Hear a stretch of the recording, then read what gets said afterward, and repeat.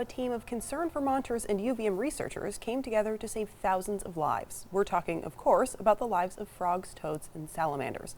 The group studied and installed a simple and somewhat cost-effective solution to the common problem of amphibian mortality. Good afternoon and welcome to Across the Fence. I'm Jolie Whitney. Here's the riddle. How did the salamander cross the road? Answer, well, she probably didn't.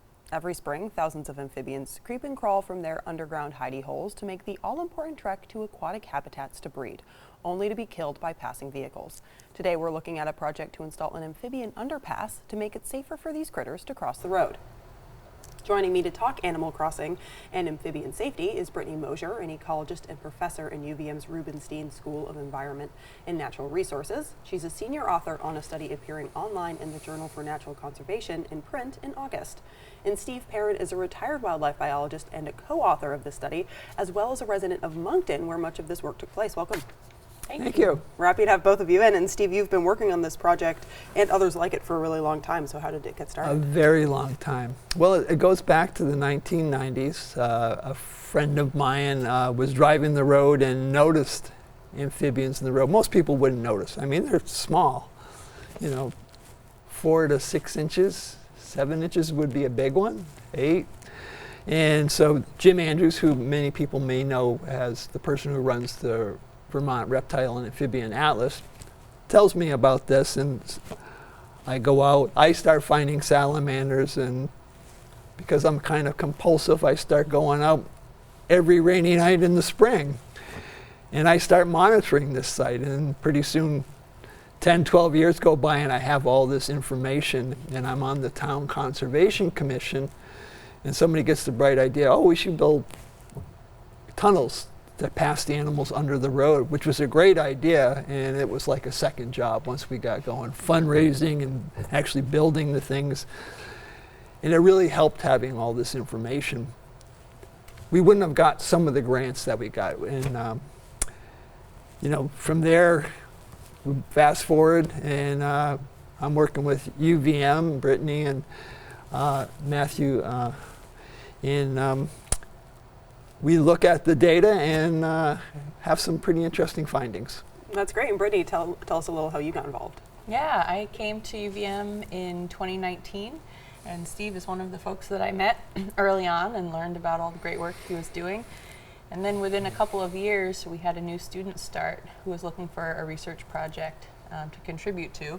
And Steve was kind enough to share data, and we were able to join in the data collection for the final years of the study. And so that student was Matt Marcelino, and he's the lead author of the article we're talking about today. Also, it really takes a village to get something like this together. That's a whole story. It was amazing how many people got involved. The Town Conservation Commission, I mean, it's a small town, a couple thousand people. It's a volunteer commission in the town. We teamed up with Lewis Creek Association when we had to fundraise for the project. And we can get into the details later, but the amount of support we got from the public to build this thing was astounding. Sure. So when did that part of the project, would the town start considering it? When did that get started? Well, I started monitoring specifically for the project by having set areas on the road marked that I would go out to every rainy spring morning, or actually evening. Sometimes in the morning I would go out. Yeah. And so that was like 2011 that I started focusing specifically on a planned project. And so we were fundraising, we were doing the permitting. I mean, it was a big job for me who had already had a full-time job. Sure. So, and it wasn't me alone, it was the Conservation Commission. Chris Lazar was a fellow member of the Conservation Commission. He happened to work for the Vermont Transportation Agency, and it was really his idea to do this, and he dragged me along with him, and we got involved in all the administrative part and the fundraising. Sure. So it's been almost 14 years now, so that's quite a while. How long has UVM been involved on that side? We've only been involved since maybe 2020, helping to collect some of the data after the installation of these underpasses. And then, of course, using the before and after data to make the comparison to answer the question, did it work? Sure. Yeah, that's incredible. And this sounds like pretty grueling research when you're checking either to see where one should go or if it works. So is it challenging to go out there and just count dead salamanders? You know, it is not fun.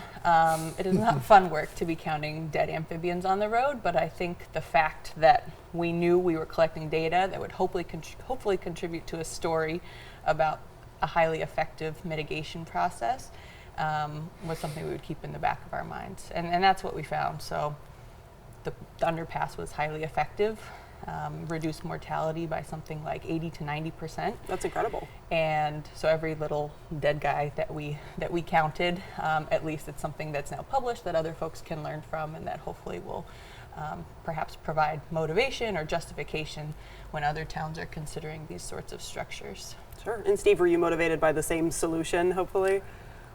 Well, we would go out and still across the state, there's places where people go out and they hand carry the salamanders across the street. But you don't do this on this busy road. This was not only a big wave of salamanders, it's like 0.8 of a mile. So it's a large area. There's a hillside on the east, there's a wetland on the west, and they come down the hill every spring and then they turn around and go back up the hill. I mean, and we're talking thousands of animals.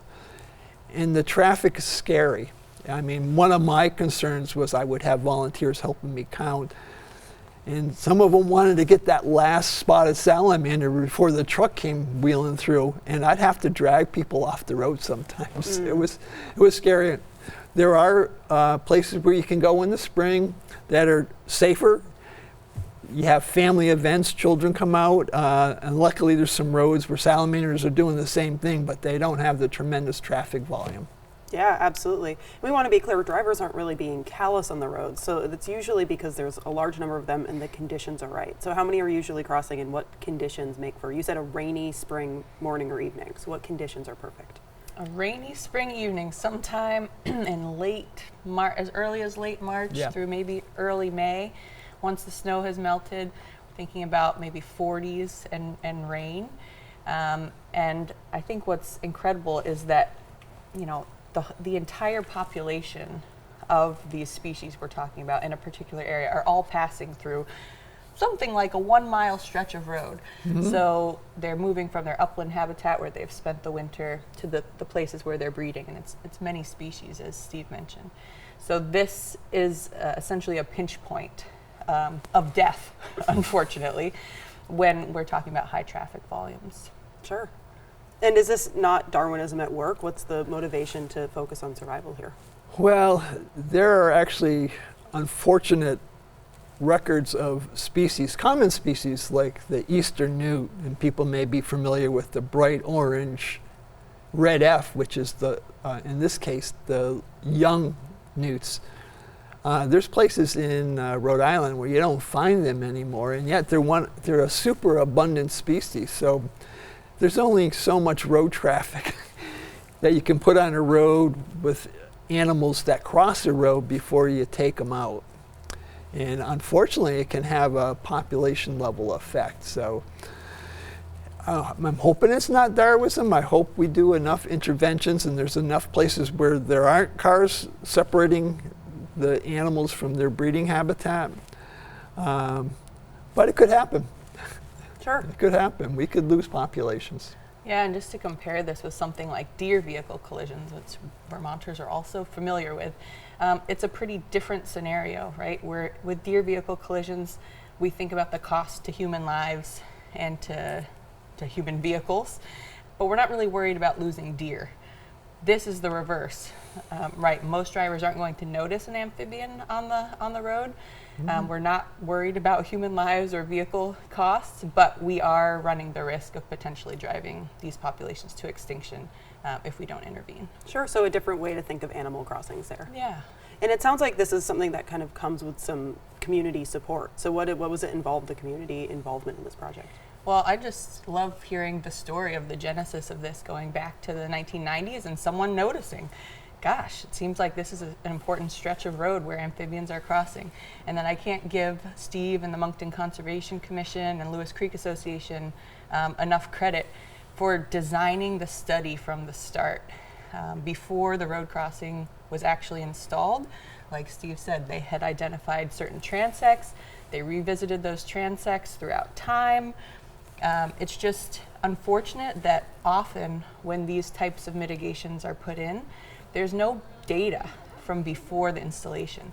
And it makes it really hard to tell a compelling story about how effective they are. So in this case, all study design credit goes to Steve and team. And we're just excited that we were able to show so compellingly that these things are effective. Sure. And so, like you said, you're not necessarily testing the efficacy of an underpass beforehand because there isn't previous data. So is this something that you install and kind of hope for the best?